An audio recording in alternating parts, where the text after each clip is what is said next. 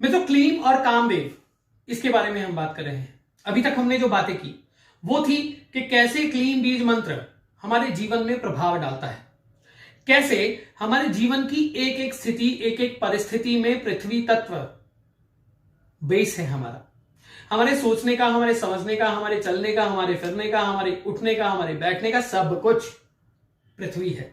क्यों? क्योंकि पृथ्वी ना हो तो हमारा अस्तित्व नहीं है, हम वायु हैं। हमारे अंदर जो भाव उठते हैं वो कहीं ना कहीं हमारे शरीर से संबंधित ही हैं। हमें अच्छे कपड़े पहनने हैं, वो भी भाव है। हमें कुछ नहीं करना, वो भी भाव है, क्योंकि कुछ नहीं करना भी एक क्रिया है। और क्रिया को जानना, अगर क्रिया को जानना है तो हमें हमारे पृथ्वी तत्व को जानना होगा, मूल आधार चक्र को जानना होगा। मूल आधार वो जो पृथ्वी से संबंधित है, वो जो प्रजनन अंगों को रूल करता है, वो जहां अपान वायु बसती है, वो जहां से ऊपर कुंडलिनी स्थित है, वो जो नाड़ियों का गुच्छा बनकर हमारे लिए हमारा बेस बनता है। मूलाधार चक्र कहां स्थित है यह तो सभी जानते होंगे। हमें सबसे पहले यह जानना होगा कि क्लीम जो है वो किस प्रकार से हमारी बॉडी में प्रभाव डालता है और किस प्रकार से वो जो कामदेव हैं उनका आविर्भाव पॉजिटिव सेंसेस में हम करें। कामदेव का अर्थात सिर्फ ये नहीं है कि काम संभोग के देवता, ये इसलिए ये अधूरी नॉलेज है। अधूरी नॉलेज मैं इसलिए कह रहा हूं क्योंकि जब हम शिव स्वरोदय को पढ़ते हैं, जब हम अन्य चीजों को पढ़ते हैं, जब हम उनसे टैली करते हैं और फिर कुछ और ग्रंथ जो कामदेव से संबंधित हैं उनको पढ़ते हैं, तो हम इस बात को जानते हैं, इस बात पर हम पहुंचते हैं कि हमारे शरीर में जो अपान रूपी वायु है वो पृथ्वी तत्व को डीजेनरेट करती रहती है, उसी से हमारा क्षय होता है।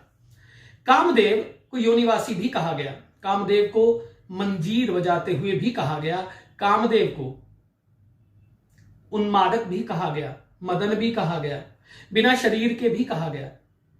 और उन्हीं की जो ऊर्जा है उसके बारे में यह कहा गया कि ये गॉड ऑफ डिजायर्स हैं, जो कामाग्नि है उसमें वास करने वाले हैं, और यही हैं जो यौवन से भरे हैं, जो सदैव यौवन से भरे रहते हैं, यही हैं जो सदैव नृत्य करते रहते हैं, यही हैं जो सदैव आनंद में रहते हैं।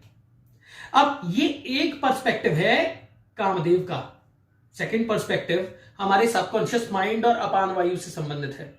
हमारी बॉडी में 5 प्राण मुख्य माने गए, प्राण, अपान, व्यान, उदान, समान। ठीक है। प्राण जो है वो हमारे नाभि और नाभि स्वादिष्ठान के पास और मणिपुर से स्वादिष्ठान के बीच में वो निवास करता है, अग्नि रूपी प्राण जो कि हमारे अंदर वास करता है। परंतु उससे नीचे जहां पे हमारा मूलाधार चक्र है वहां पे अपान रूपी ऊर्जाएं जो हैं वो प्रेजेंट होती हैं। क्यों? क्योंकि जैसे जैसे हमारा जन्म होता है एकदम फ्रेशनेस लिए हुए हैं, एकदम यौवन से भरे हुए, एक नई ऊर्जा का यौवन हम में व्याप्त होने लगा। जब हम पूर्ण यौवन पे पहुंचते हैं तो वो एक सोचिए, एक व्यक्ति जो 56 साल का हो गया वो 16 साल के व्यक्ति के जितना कार्य कर सकता है? मैं आपसे पूछता हूं, नहीं कर सकता है। यदि वो अपने पृथ्वी तत्व को मैनेज रखता है, अगर पृथ्वी तत्व को जागृत रखता है, मूलाधार चक्र को जागृत रखता है, यदि उसके वो सब स्वाद, वो सब इच्छाएं, वो सब भावनाएं, वो सब प्राप्ति की तरफ जो उसका एक लक्ष्यता है, जुनून है, अगर वो खत्म नहीं होता, उसकी बॉडी डीजेनरेट नहीं होती, तो वो डेफिनेटली कभी भी डीजेनरेट नहीं होगा। मृत्यु का तो आना है, मृत्यु तो आना है। जितने प्राण हम अंदर ले रहे हैं उतने अपान रूप में हम बाहर भी निकाल रहे हैं। वही प्राण जो हमारे अंदर व्याप्त हो रहे हैं, एक दिन उनका भी क्षय होना है, हमारे एक एक सेल का भी क्षय होना है। परंतु कामदेव को यौवन से इसलिए जोड़ा गया क्योंकि कामदेव वहां निवास करते हैं जहां से यौवन की, सौंदर्य की, भावनाओं की शुरुआत है।